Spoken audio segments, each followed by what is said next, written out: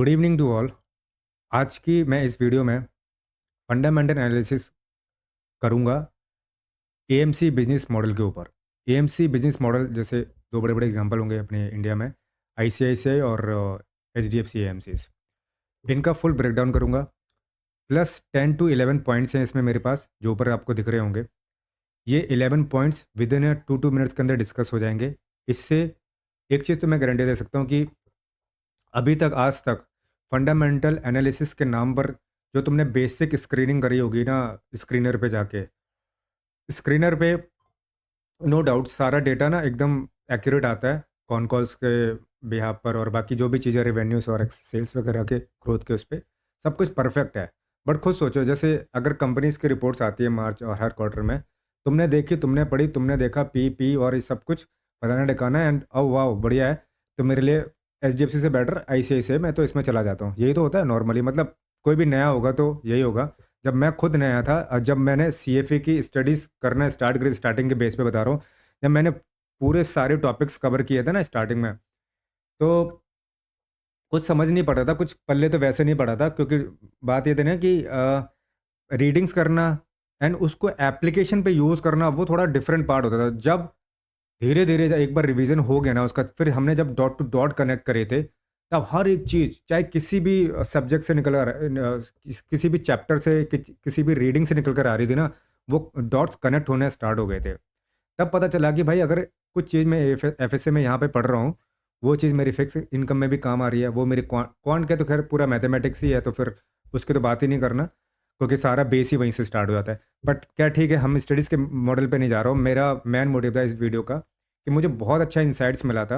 And जो भी analysis होती है ना, जैसे कोई भी चाहे मान लो एचडीएफसी या आईसीआईसीआई के कोई भी जो फंड मैनेजर्स होते हैं, वो न्यूज़ चैनल पर आके जो अपना थोड़ा सा कि फ्लैक्स करते हैं, ताकि पब्लिक अपीयरेंस ज़्यादा हो और उस उतना ज़्यादा एयूएम कलेक्ट हो जाए। बस मोटिव तो ये होता है हर किसी का ना।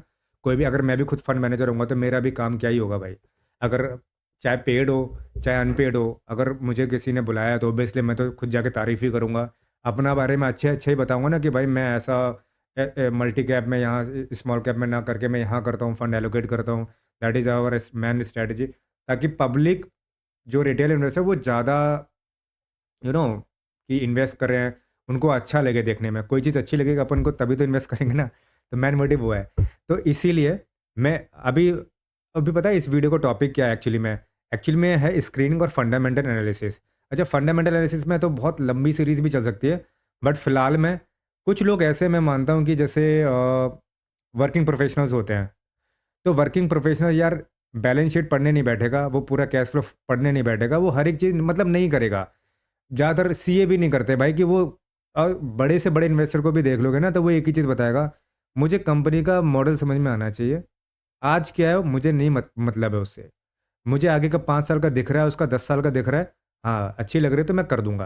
फंडामेंटल तो बेसिकली अगर सिंपल लैंग्वेज बोले तो भाई यही होता है। अब अगर डीपली जाना होता है कि भाई तुम सारे तुकड़म पकड़म लगा के ये करके गच करके अगर ज़्यादा ही घुसना चाहते हो अंदर, तो फिर उसको लोग नाम देते हैं फंडामेंटल एनालिसिस। तो फंडामेंटल एनालिसिस में क्या होगा, तुम बेस चेक करोगे, क्या काम है इस कंपनी का, क्या इंडस्ट्री का काम होता है, कहाँ से पैसा आता है, कहाँ ये डालते हैं, और कितना ये हमसे लेते हैं, हमें कितना देते हैं, बस यही होता है। अब इन्हीं के अंदर सारे पॉइंट्स होते हैं। तो मैं वीडियो हो सकता है थोड़ी लंबी हो जाए, क्योंकि क्या पता कि यार, क्योंकि मैं कोई पॉइंट अगर डिस्क्राइब करने बैठूंगा, जो मैंने अंडरस्टैंडिंग ली है सबके रिव्यूज़ अलग होते हैं। हर कोई जो भी आपको सेबी रजिस्टर्ड हो सेबी नॉन रजिस्टर्ड हो, वो आपको ये बोलेगा ये मेरा व्यू है, बाकी आप अपने हिसाब से देख लेना। तो मैं अपना व्यू बताता हूँ, आप कंपेयर भी कर लेना। और सबसे बड़ी बात बताता हूँ इस वीडियो के बाद, आप मैं चैलेंज करके बोल सकता हूँ कि अगर मैंने जो एनालिसिस अभी आपको दिया है, नंबर्स वही होंगे, चाहे आप स्क्रीन पर जाके मैच कर लेना, लेकिन ये जो डायनामिक स्लाइड्स है ना वो मेरी बनी हुई है। नंबर सारे फिगर आप मैच करें ना, वो सब मैंने डेटा वहीं से स्क्रैप किया हुआ है। लेकिन जो किसी और ने तुम्हें बताया होगा ना कि भाई ये वाली अच्छी है और ये वाली बेकार है, वो सब गलत हो जाएगा प्रूफ। अभी मैं अभी करके दिखाता हूँ आपको। तो सबसे पहले मैं बात करता हूँ आईसीआईसीआई पोटेंशियल फंड एएमसी में और एचडीएफसी का एएमसी फंड मैनेजमेंट का। तो इन दोनों का जो बिजनेस मॉडल है वो सेम ही है। एएमसी से एसेस फंड मैनेजमेंट कंपनीज होती हैं। इनका जो रेवेन्यू मॉडल होता है वो क्या होता है, सिंपल है भाई, कि ये जो इनके यहाँ हम फंड जमा करते हैं, रिटेल इन्वेस्टर्स और बाकी अचानक सब जमा करते हैं, एक पूल ऑफ फंडिंग होती है, खैर पूल ऑफ फंडिंग तो हेज फंड में आता है, मतलब नॉर्मली मान लो कि एक फंड में पूलिंग हो गई हमारी इतनी, एंड इसके बाद ये फंड मैनेजर क्या करेंगे, उसको एलोकेट करेंगे, डेप्ट देंगे, उठाएंगे, लेंगे, देंगे, म्यूचुअल फंड में डिस्ट्रीब्यूट करेंगे, और और जो हमारा रेवेन्यू बनेगा उसमें से कुछ ये अपनी प्रोसेसिंग फीस वगैरह, एएमसी चार्जेस लेते हैं, सॉरी ये अपने एक्सपेंस रेशियो के हिसाब से अपनी फीस वगैरह लेते हैं। तो किसी भी एंगल से मान लो कि तुम्हें कुछ लिटिल बिट फीस देनी पड़ती है, तो वही इनका एक रेवेन्यू मॉडल होता है। खासकर ये दोनों कंपनी में सेम होता है, एचडीएफसी में वही रहेगा, आईसीआईसीआई में वही रहेगा। अब जब स्क्रीन पर जो तुम जाओगे ना, तो एक चीज़ याद रखना कि जब ये चीज़ देखने जाओगे वहाँ पे कि जो मैनेजमेंट ये जो मैनेजमेंट फीस है इनकी 0.52%, ये समझ में नहीं आ रहा होगा ना, 0.52% ऑफ AUM, और इनका -0.46% ऑफ AUM, ये क्या चक्कर है भाई, माइनस में कैसे हो सकता है। अच्छा, इस पे ना इतना ध्यान ही मत दो, क्योंकि तुम बस इतना सोचो कि लगभग पॉइंट 1 पॉइंट से नीचे ही, 1 पैसे से नीचे ही इनका मार्जिन चलता है पूरा, सॉरी 1 रुपये से नीचे ही मार्जिन चलता है पूरा, मतलब 1% से नीचे नीचे, अगर 100 रुपये तो 1% का मान लो। तो ये दोनों का रेवेन्यू मॉडल सेम हो गया। चलो यहाँ पे भी कंपैरिजन मत करो, यहाँ बहुत बड़ी कन्फ्यूजन आएगी यार, माइनस में है, प्लस में है, 0.5 है, 0.6 है, मत समझो इसको। पहले आप प्रॉफिट देख लेते हैं कि इनका जो ऑपरेटिंग प्रॉफिट होता है, ऑपरेटिंग प्रॉफिट हमेशा याद रखना, क्योंकि देखो इनके यहाँ मैन्युफैक्चरिंग वाला कोई काम नहीं है, प्लांट वाला कोई काम नहीं है, और मशीन्स वाला कोई काम नहीं है। इनका खाली क्या होता है, सैलरी हो गई, बाकी रेंट वगैरह हो गया, और जो फंड मैनेजर है उनकी एलोकेशन फीस होगी, बस यही है इनका ऑपरेटिंग मैन प्रॉफिट। क्या है, फंड लेना, उसको लगाना, और हमसे कमीशन जो भी हमारा बनता है चार्जेस एक्सपेंस रेशियो के हिसाब से वो उनको देना, वो उनका ऑपरेटिंग प्रॉफिट होता है। जो ऑपरेटिंग प्रॉफिट मतलब मैन प्रॉफिट, जो मैन ऑपरेशन से इनके पास आता है। 0.37% यहाँ पे दिखा रहे हैं, 0.36% यहाँ पे दिखा रहे हैं एचडीएफसी पे, दोनों बराबर ही है, कोई डिफरेंस नहीं है।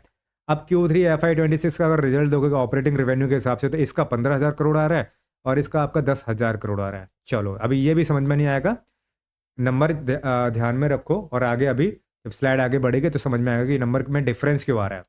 फंडामेंटल एनालिसिस में यही सबसे मेन इंपॉर्टेंट चीज़ है कि डिफरेंस क्यों आ रहा है। अब देखना, जो इनका पैट है, इसका 9,000, इसका 7,000, कोई ज़्यादा डिफरेंस नहीं है, बट फिर भी ICICI थोड़ा सा ऊपर है। ICICI को खुले हुए 31 साल हो गए, और एचडीएफसी को खुले हुए 25 साल हुए, लेकिन ब्रांड वैल्यू किसकी ज़्यादा है। अगर 10-12 साल के 10-12 10-12 में जो बच्चे पढ़ रहे होंगे ना, उनको भी अगर जाके पूछोगे, तो अगर अच्छा बैंक पूछोगे तो वो HDFC का नाम बताएगा, ना कि HCI का। तो ठीक है, रेपुटेटेड नाम से ब्रांड नेम के वैल्यू के हिसाब से HDFC बहुत अच्छा प्ले करता है। और एक और चीज़ मैं इंपॉर्टेंटली बता देता हूँ, जो भले ही आगे स्लाइड्स में आएगी, HDFC प्ले करता है अपनी ब्रांड वैल्यू के हिसाब से, और ICICI प्ले करता है कस्टमर को देने के हिसाब से। वो डिविडेंड जब देने की बारी आएगी ना, वहाँ पे समझ में आएगा, मैं बता दूंगा अभी आपको। सेकंड पॉइंट आता है यहाँ पे, चलो ये हमने देख लिया। अब हम नेक्स्ट ना यहाँ पे इनका जो गोल है, AUM गोल है ना, वो देख लेते हैं। एसेट अंडर मैनेजमेंट, ये हो गया तुम्हारा ICICI का जो ऑरेंज वाला बार है, और ये HDFC का हो गया कॉम में। इन पे जो एलोकेशन है ना म्यूचुअल फंड का, वो ये तुम्हें हाई मार्क दिख रहा होगा, एंड इक्विटी में दोनों का बराबर है, और हाइब्रिड में सिर्फ खाली ICICI का है। मतलब इक्विटी में दोनों लोग बराबर इन्वेस्ट करते हैं, जो इनका म्यूचुअल फंड में जो डिस्ट्रीब्यूशन होता है ना, कौन से फंड एलोकेशन में ये डालते हैं, तो वहाँ पे इक्विटी में इनका दोनों का लगभग सेम है, मोर और लेस, मतलब बराबर ही है। अब लेकिन फिर भी जो टोटल म्यूचुअल फंड में जो इनका ICICI का है ना, वो 10,000 करोड़ का है, एंड 13.3% इनका बिजनेस वहाँ से बन रहा है। लेकिन HDFC वहाँ पे सिर्फ 9,000 करोड़ का बिजनेस कर रही है, एंड 11% का मार्केट शेयर इनके पास आ रहा है। फिर ICICI का ज़्यादा क्यों दिख रहा है वहाँ पे, क्योंकि अभी रुक जाओ, मैं इसको डॉट्स को जोड़ दूंगा, अभी समझ में आएगा। तो जो म्यूचुअल फंड में इनका है वो 9,000 का इन्वेस्टमेंट है ICICI वालों का, और इनका सिर्फ 5,600 का है। एंड इक्विटी स्कीम में इनका 6,000 का है, इनका इक्विटी ओरिएंटेड में इनका 6,000 का है। इक्विटी ओरिएंटेड में थोड़ा डिफरेंस होता है। इक्विटी स्कीम ये समझ लो प्योर इक्विटी में गया हुआ है, ओरिएंटेड में क्या होता है, उनके सब ओरिएंटेड पार्ट्स में गया होता है, इस वजह से उसको ओरिएंटेड बोलते हैं। और हाइब्रिड क्या होता है, सारे मिक्स होते हैं, स्मॉल मिड और लार्ज के मिला के 2,000 यहाँ पे, इनका भी 2,000। और लिक्विड फंड कितना है इनके पास, दोनों के पास ही बराबर है, लगभग 770 के अप्रॉक्स में, राइट। अब यहाँ पे ना एक और इम्पॉर्टेंट चीज़ दिखाता हूँ। ओके, ये कवर हो गया, यहाँ पे भी कोई डिफरेंस समझ में नहीं आएगा, लेकिन अब बस इतना यहाँ पे समझना कि जो मेन ऑपरेटिंग प्रॉफिट है किसका ज़्यादा हो रहा है, ICICI का ज़्यादा हो रहा है, ठीक है। हम नेक्स्ट स्लाइड पे चलते हैं, इक्विटी AUM इनका देख लेते हैं। अब देखो, अब वहाँ पे इक्विटी AUM पे ICICI में इनका जो मैन है ना स्कीम्स के अंदर, वो लगभग मेरे ख्याल से 50% से नीचे, मतलब 14% है, और इनका कितना है, लगभग 60% है HDFC का AMC उसके अंदर। लेकिन अगर इन्वेस्टमेंट की बात करेंगे ना इक्विटी के अंदर, तो दोनों का बराबर ही है, 6,000 करोड़ 6,000 करोड़ लगभग, और परसेंटेज भी दोनों का बराबर आ रहा है। लेकिन हाइब्रिड में ICICI थोड़ा आगे निकलता है, 26.3% है, और वहाँ पे HDFC AMC का कुछ भी नहीं है। तो ईयर एंड ईयर ग्रोथ जो है वो ICICI का ज़्यादा आ रहा है, ना कि HDFC का। लेकिन अभी हमने देखा था रेवेन्यू तो यार मतलब 5,000 करोड़ का डिफरेंस ज़्यादा तो था नहीं। अब एक चीज़ समझ लेना अच्छे से दिमाग में, देखो अभी मैंने क्या बोला था कि दोनों का जो ऑपरेटिंग बिजनेस है वो दोनों का सेम है, दोनों की मशीन बराबर, दोनों के फंड मैनेजर सैलरी सब कुछ इक्वली होता है, कुछ भी डिफरेंस नहीं होता है। एक दो फंड ऊपर नीचे हो सकता है कि इनके पास 4 फंड ज़्यादा है, इनके पास 4 फंड कम है, और हालांकि इनका जो एलोकेशन हर जगह ही सेम है, इक्विटी में, डेट में, हर जगह सेम है इनका। तो फिर उसका 5,000 करोड़ कैसे ज़्यादा आ गया ICICI का, वो अब आपको समझ में आएगा कि जो इनका कॉस्ट मैनेजमेंट है ना, उसको देखो आप। अब अगर हम इनका कॉस्ट मैनेजमेंट अगर देखते हैं ना, ये जो 10 मिलियन का जो फिगर है ना यहाँ पे, इसको बस 10,000 करोड़ समझ के चलना। ऑलराइट, तो अब रिवेन्यू कितना आ रहा है, 48 BPS, मतलब इसको भी ध्यान मत दो, आप बस इतना देखो, लगभग इनका जो रिवेन्यू बनता है ना हर एक साल में 48 करोड़ का बनता है। कितने फंड पे, 2,500 करोड़ के फंड पे इनका जो कॉस्ट पड़ता है, लगभग इनको 10,000 करोड़ फंड को बैलेंस कर, मतलब 10,000 ट्रिलियन हो गया तुम्हारा 1,00,000 करोड़। 1,00,000 करोड़ बिजनेस को, AUM को इनको मैनेज करने के लिए 2,500 करोड़ की कॉस्टिंग आती है, ठीक है। एंड वहीं पे अगर थोड़ा बिजनेस और बढ़ जाता है तो 50 करोड़ की इन्वेस्टिंग इनकी और हो जाती है, कॉस्ट ऑफ कैपिटल, सॉरी, इनका एक्सपेंस और इतना इनका बढ़ जाता है। अब ये फिगर आप बढ़ाते चले जाओगे ना, 10 से 20 कर दोगे, तो ये जो फीस है ना, एनुअल रेवेन्यू इनका जो जनरेट हो रहा है ना, वो बढ़ता चला जाएगा। मतलब जितना ज़्यादा फंड बढ़ेगा इनका, 10 से ऊपर जाएगा, 1,00,000 करोड़ से ऊपर जाएगा। अभी एक चीज़ कंपेयर करने वाली बात है, ये जो 10 1,00,000 करोड़ का बिजनेस, सॉरी, AUM है मेरे ख्याल से इनके पास, ICICI के पास, और 1,50,000 करोड़ का बिजनेस AUM है इनके पास, लगभग HDFC के पास।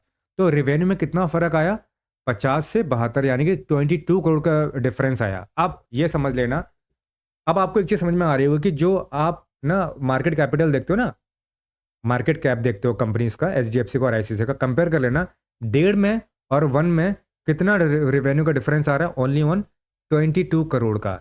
अब ये 22 करोड़ रुपये कहाँ कंपनसेट हो जाएंगे ना, पता भी नहीं चलेगा आपको, क्योंकि मोस्टली लोग क्या करेंगे कि यार इसका मार्केट कैप ज़्यादा है तो ठीक है ये भी अच्छी होगी, और PE की बात करूंगा तो PE भी लगभग बराबर ही होंगे, कंपेयर नहीं कर पाओगे PE देखे यार दोनों कंपनी बराबर प्ले कर रही है कि नहीं कर रही है।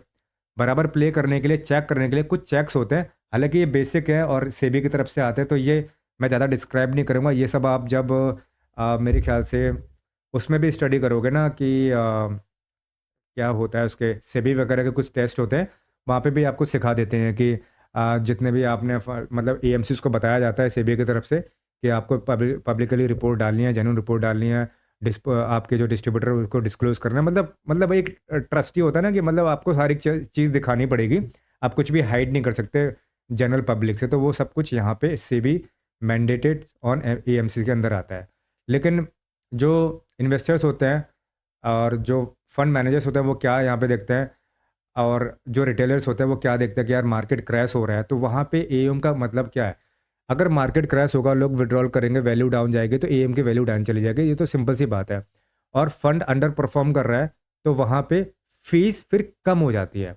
अगर आज बुल मार्केट चल रहा है, सॉरी बियर मार्केट अगर चल रहा है, तो AUM की वैल्यू डाउन होगी, तो उसमें जो हमारे एक्सपेंस रेशियो भी लगते हैं ना विड्रॉल करने में, जमा करने में, वो भी कम लगता है फिर वहाँ पे। तो आप डिफ्रेंशिएट भी नहीं कर पाओगे कि HDFC अगर आज 5% नीचे गिरा है, HDFC सिर्फ 2% नीचे गिरा है, तो उनकी जो एक्सपेंसेस की जो फीस है ना, उसमें डिफरेंस दोनों में बराबर ही आएगा। लेकिन जिसका फंड ज़्यादा होगा उसमें फीस उनको ज़्यादा करेक्ट हो जाएगी, और ज़्यादा नुकसान होगा उनको, और जिसमें कम होगा उसमें उनको कम होगा। तो यहाँ पे अगर कोई भी चीज़, चलो इसको चेक नहीं करते क्योंकि यहाँ पे ना आपको समझ में नहीं आएगा कि ये चीज़ थोड़ा सा अलग लेवल पे चली जाएगी। बस इतना समझ लो कि ये कुछ बेसिक रूल्स हैं जो हमें चेक करने होते हैं। अगर तुम खुद स्क्रीनर पे या मेरे ख्याल से शायद उस पर भी जीरोधा पे, अपस्टॉक्स पे, ग्रो पे जाओगे, तो इनका जो डिस्ट्रीब्यूशन मॉडल होता है वो सिर्फ आजकल इनके पास खुद के ऑफिस नहीं है, उनको कुछ करने की ज़रूरत ही नहीं है। इनका मॉडल ही ऐसा है कि एएमसीज का बस इन्होंने बड़ी बड़ी कंपनीज को डिस्ट्रीब्यूट कर दिया है, जैसे कि जीरोधा, अपस्टॉक्स और बाकी सारे जितने भी ब्रोकर प्लेटफॉर्म्स हैं, वहाँ पे जाओ, अपनी फ़ीस भरो, वो अपनी फ़ीस आपसे लेंगे, और फिर जो आप ये खुद पैदा करेंगे उसमें से आपसे एक्सपेंसेस जो काट के फिर आप उनको देंगे, फिर वो अपना काट के आपको देंगे। तो लगभग लगभग ये मोर और लेस बिल्कुल सेम ही है, तो इसको ज़्यादा समझने की ज़रूरत नहीं है। मैंने आया था ऑपरेटिंग अपनी कॉस्ट के ऊपर। तो मैंने जैसे अभी आपको बताया था, जब मॉडल सेम है, हाँ, मेरी एक कंपनी है भाई, मेरी ब्रेड की दुकान है, उसकी भी ब्रेड की दुकान है, उसके पास भी 10 एम्प्लॉय, मेरे पास भी 10 एम्प्लॉय हैं, ना उसके पास कोई ब्रांच है ना मेरे पास कोई ब्रांच है। तो फिर ये ऑपरेटिंग जो बिजनेस का मॉडल है उसमें इतना डिफरेंस क्यों आ रहा है? यहाँ पे देखोगे एक बार, एम्प्लॉय बेनिफिट। हाँ, अब यहाँ पे क्या होता है कि जो आईसीआईसीआई है उसका आपको ऑपरेटिंग कॉस्ट थोड़ा सा ज़्यादा दिख रहा होगा, वहीं पर फीस एंड कमीशन में अगर एचडीएफसी की बात करूँ तो कम दिख रहा है, नेग्लिजिबल है।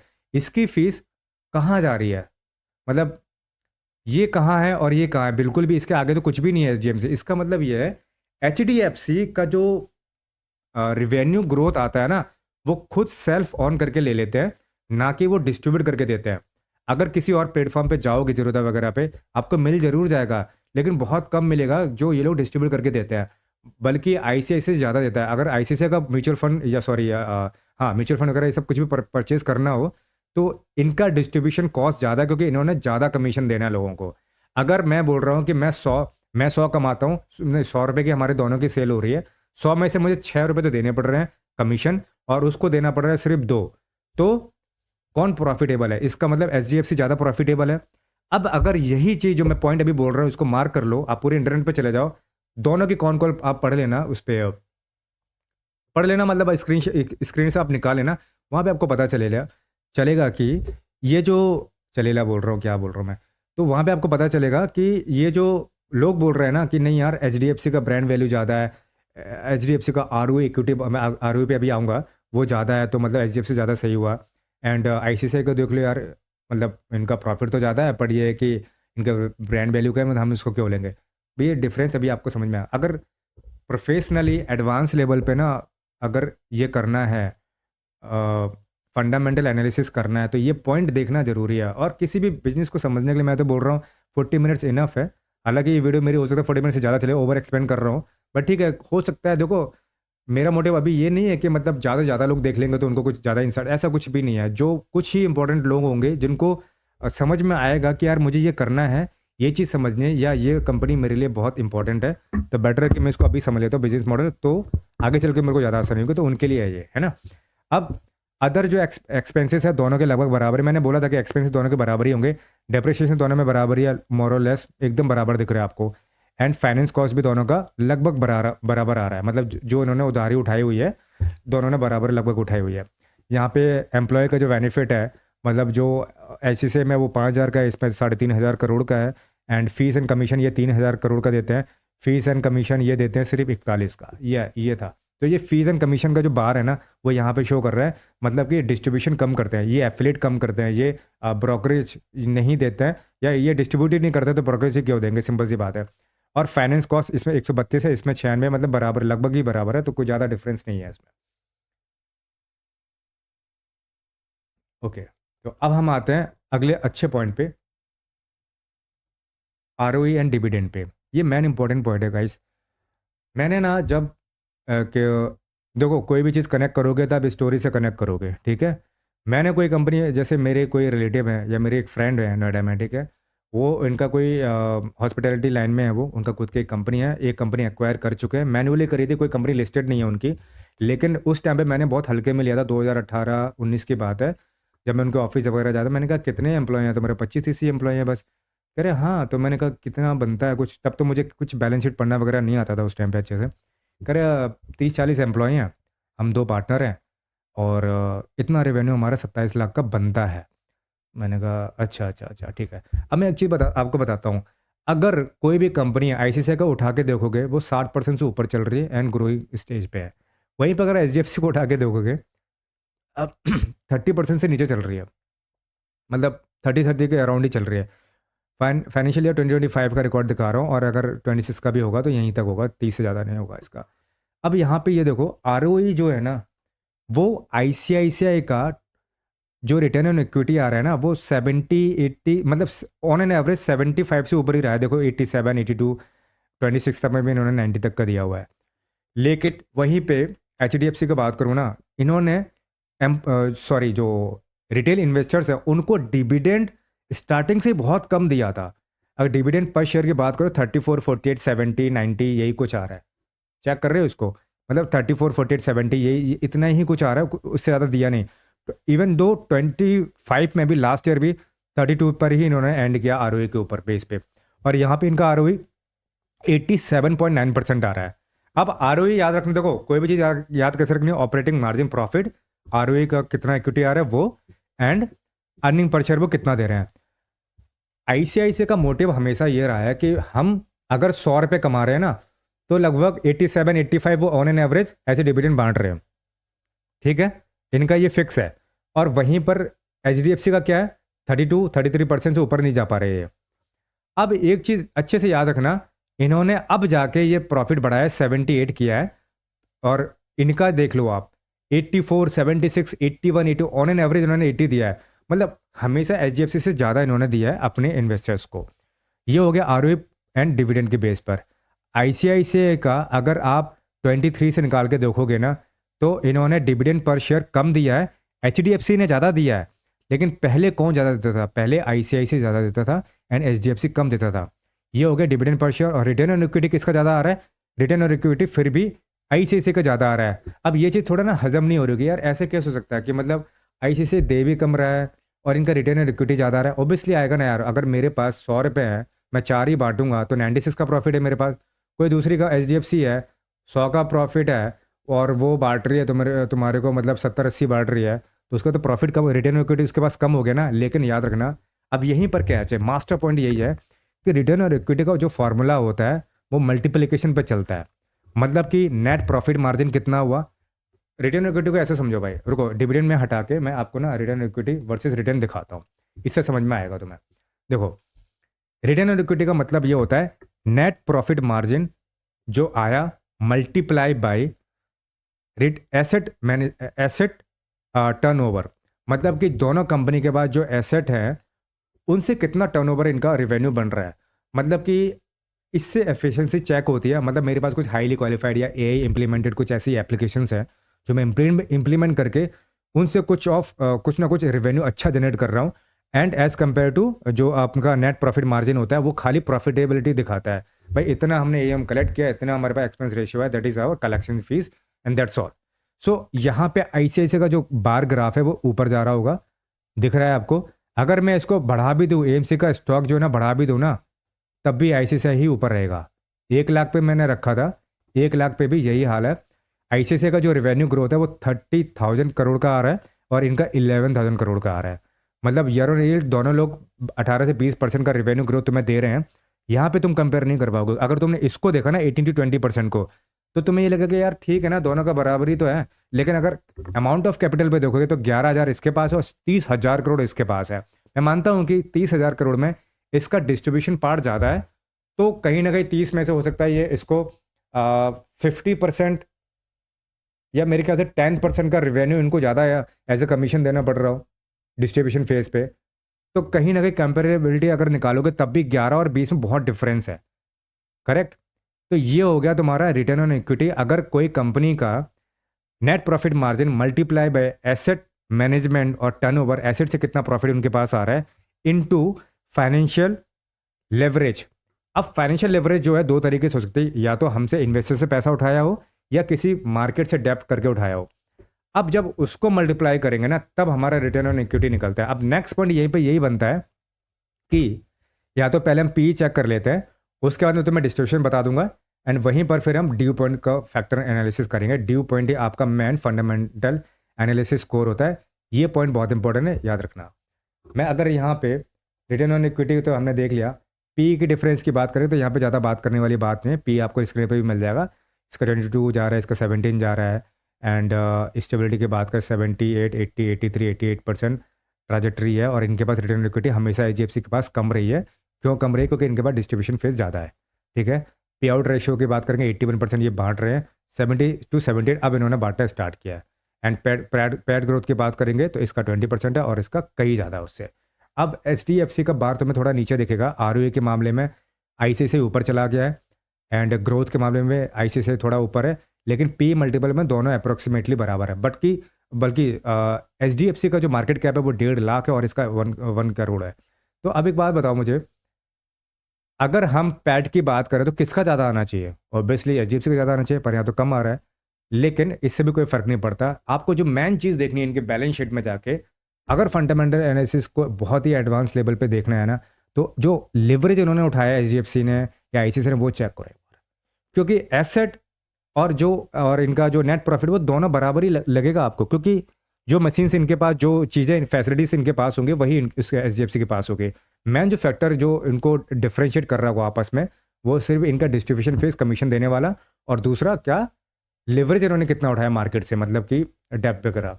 अगर मैं इसको चेक करूं अभी डिस्ट्रीब्यूशन फेज पे, तो ऑब्वियसली बहुत ज़्यादा दिख जाएगा। डायरेक्ट इनके पास जो सेल्स है ICICI में लगभग 35% जा रही है, और इनके पास मोरलेस 40% है, और 9 लाख करोड़ का जो 9,000 करोड़ का जो इनका बिजनेस है वो ब्रोकरेज में चला जाता है, और इनका 1,12,000 करोड़ का टोटल डिस्ट्रीब्यूशन को पैसा जाता है, और HDFC का यहाँ पे 1,06,000 करोड़ का जाता है। मतलब अगर मेरे पास 1.5 लाख करोड़ का AUM है, उसमें से मुझे 1 लाख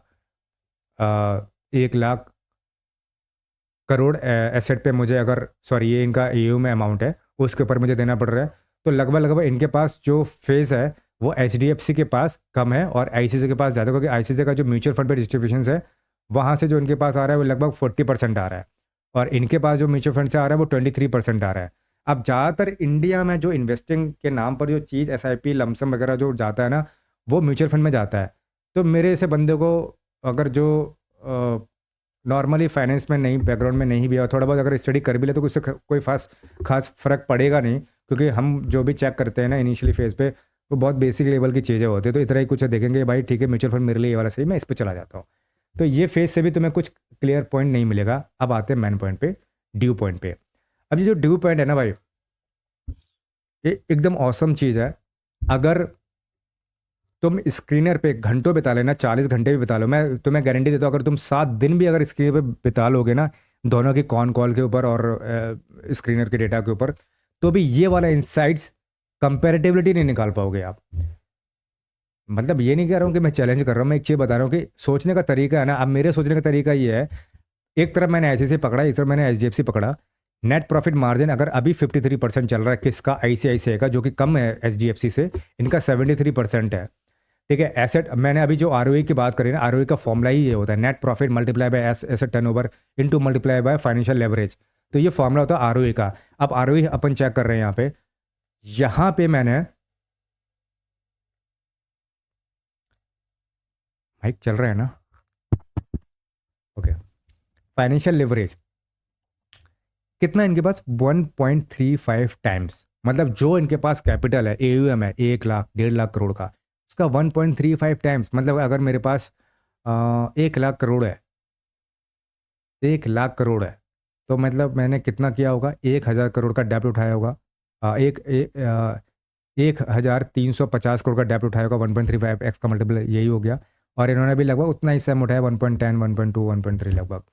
लेकिन ICICI का जब हम ROE निकाल रहे हैं ना भाई, तो 78% निकल कर आ रहा है, और HDFC का 36%। अब कोई मुझे बता सकता है कि अभी तक नंबर्स किसके अच्छे प्ले हो रहे थे in terms of asset turnover? सिर्फ कौन अच्छा था? ICICI अच्छा था, लेकिन नेट प्रॉफिट मार्जिन पे कौन अच्छा था? HDFC अच्छा था, 73% भाई। अगर नेट प्रॉफिट मार्जिन को फंडामेंटल एनालिसिस करना होता है, जैसे मुझे सिर्फ आधा घंटे में अगर चेक करना हो, मैं नेट प्रॉफिट मार्जिन देखूंगा, कोई भी आम बंदा जाएगा नेट प्रॉफिट मार्जिन देखेगा, भाई ठीक है 73%, 53%, कोई बात नहीं, दोनों कंपनी बराबर से। ये थोड़ा ब्रांड वैल्यू भी खेलते, बट ICICI सर्विस थोड़ा ज़्यादा अच्छी दे रही है। ICICI का मोटिव ही हमेशा इनका, शायद मेरे ख्याल से टैगलाइन भी यही था कि सर्विस बेटर, ऐसा कुछ करके था, मुझे अभी एग्जैक्टली याद नहीं है, देखूंगा मैं बाद में। तो वो कर तो वही रहे थे, डिविडेंड बहुत अच्छा प्ले कर रहे थे इन्होंने, कस्टमर को सर्विस अच्छी दी है इन्होंने, अपना जो इफेक्ट, ये क्या था आपका, एफिशिएंसी पे अच्छा काम किया था जो इनके पास एसेट थे उसके ऊपर। लेकिन नेट प्रॉफिट मार्जिन में तो भाई कोई खेल गया ना यहाँ पे। कोई आम बंदा होगा सोचो ना एक बार, आम बंदा होगा क्या सोचेगा वो? नेट प्रॉफिट मार्जिन जिसका अच्छा, मैं तो उसके पास जाऊंगा ना। ऐसे टर्नओवर मुझे क्या फ़र्क पड़ रहा है यार?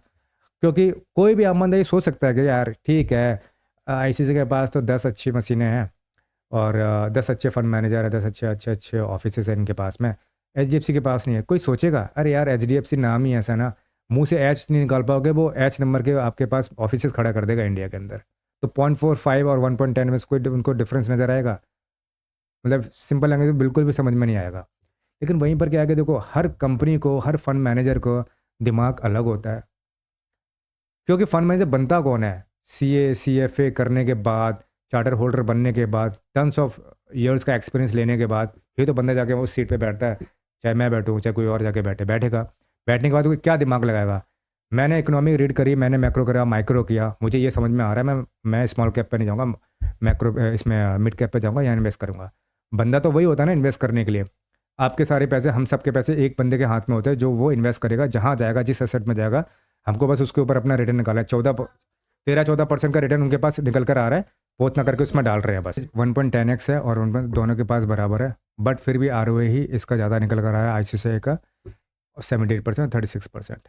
इस पॉइंट पे जाके कोई कंपैरिजन नहीं होता है। लेकिन अब मैं एक चीज़ आपको बता देता हूँ कि जो मेन मोटिव था ना फंडामेंटल एनालिसिस का, इसके ऊपर मैं फंडामेंटल एनालिसिस जो समझ रहा हूँ ना, और जो डॉट टू डॉट कनेक्ट हो रहे हैं, हर एक चैप्टर वाइज, हर एक सिलेबस वाइज और हर एक रिवीजन वाइज जो डॉट टू डॉट कनेक्ट हो रहे हैं, वो मैं एप्लीकेशन बेस इम्प्लीमेंट कर पा रहा हूँ।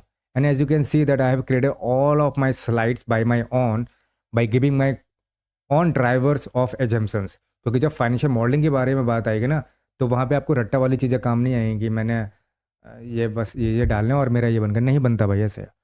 एजम्पन्स तो मुझे खुद डालने पड़ेंगे। अगर तुम्हें इकोनॉमिक की स्टडीज़ नहीं होगी तो तुम्हें कैसे पता चलेगा कि यार इसका नेट प्रॉफिट मार्जिन अगर 53% पे यहाँ पे अभी आज है और उसका 73% है, कौन प्रॉफिटेबल है, कौन ROE कौन ज़्यादा निकाल के दे रहा है? चलो मान लेता हूँ आज इसका 73 है HDFC का, मैं इसको 73 कर देता हूँ, सॉरी मैं इसको 73 कर देता हूँ, फिर देखते हैं कौन आगे निकलता है। ओके, उसके बाद भी, क्योंकि नेट प्रॉफिट मार्जिन जब इसका 53 था तब भी HDFC से ऊपर था, और आज जब इसका HDFC के बराबर हो गया ना, तो नेट प्रॉफिट मार्जिन दोनों का बराबर हो गया। लेकिन यहाँ पर अगर ROE की बात करोगे तो और ज़्यादा आगे चला गया ये। मतलब कुल मिला के अगर नेट प्रॉफिट मार्जिन आने वाले टाइम पर अगर ICICI ने और ज़्यादा निकाला HDFC से, तो ऑब्वियसली उसका ROE फिर भी ज़्यादा निकलने वाला है, रिटर्न ऑन इक्विटी।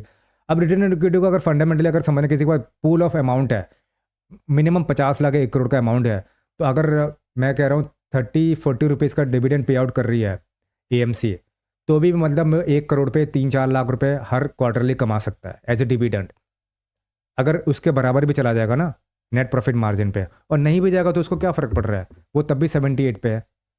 आज अगर 55 पे है ना, तब भी 78 पे था वो कोई फ़र्क नहीं पड़ रहा है। वैसे क्या फ़र्क पड़ेगा अगर HDFC का मैं ऐसे टर्नओवर बढ़ा देता हूँ 0.45 से, मान लो मैं इसके बराबर 1.10x कर देता हूँ, हाँ तब फ़र्क आएगा, तब ROE HDFC का ज़्यादा निकल जाएगा। अब ये ऐसे जो टर्नओवर है ना, ये कैसे बढ़ेगा? हाँ, तो कुछ लोगों का क्वेश्चन ये होगा, यार मेरे दिमाग में भी ये चीज़ आई थी, क्योंकि पहले मैंने भी सोचा कि अगर HDFC को ऐसे टर्नओवर बढ़ाने से ROE इसका बढ़ सकता है, तो ये क्यों नहीं कर देता फिर ऐसा? वो इसलिए नहीं कर रहा है क्योंकि HDFC का जो मेन मोटिव रह गया अभी क्या है, वो डिविडेंड पे आउट कर रहा है ज़्यादा किसी को, सारे रिटेलर को वो डिविडेंड ज़्यादा दे रहा है, instead of opening a new branch, opening a new AMC fund manager. वो कुछ भी नहीं कर रहा, वो प्ले कर रहा है सिर्फ क्या, डिविडेंड के ऊपर, क्योंकि वो ब्रांड वैल्यू के ऊपर गेम खेल रहा है, तो वो ज़्यादा से ज़्यादा कलेक्शन करके रखना चाहता है। वहीं पर ICICI का जो SNRN जो इसके फंड मैनेजर मेरे ख्याल से, उनका भी आना जाना मनी कंट्रोल पे और काफ़ी नीचे पे है मेरे ख्याल से, मैंने 2-3 बार देख भी लिया है। मोटिव एक ही चीज़ रहता है कि यार अपने आप को ज़्यादा हाईलाइट करो, इन्फ्लुएंस करो, एंड मोर AUM का कलेक्शन हो जाए वहाँ पे। तो ये ROA के ऊपर एक काइंड ऑफ काफ़ी डिटेल वीडियो था। अगर मुझे बताओगे ना कि अगर ये एजेंसीज अच्छे लग रहे हैं चेक करने के बिहाफ पर, तो मैं इसके ऊपर एक अच्छा खासा डेडिकेटेड ना एक सीरीज़ बना सकता हूँ। अभी क्या है कि मैंने थोड़ा सा ना क्लटर हो गया होगा कि यार ROE भी आ रहा है, PE भी आ रहा है, समझ नहीं, कुछ कन्फ्यूजन हो गई होगी यहाँ पे। अगर मैं इसकी प्ले सीरीज़ बनाऊंगा, प्ले लिस्ट बनाऊंगा ना, तो 1-to-1 1-to-1 1-to-1 हर एक पॉइंट क्लियर होंगे ना, तो फंडामेंटल की पूरी एक सीरीज़ बन जाएगी। मुझे बताना, मैं उसको क्रिएट कर दूंगा। बाकी ये वीडियो कैसा लगा एक बार कमेंट करके जरूर बताना मुझे। फुल वीडियो जरूर देखना लास्ट में।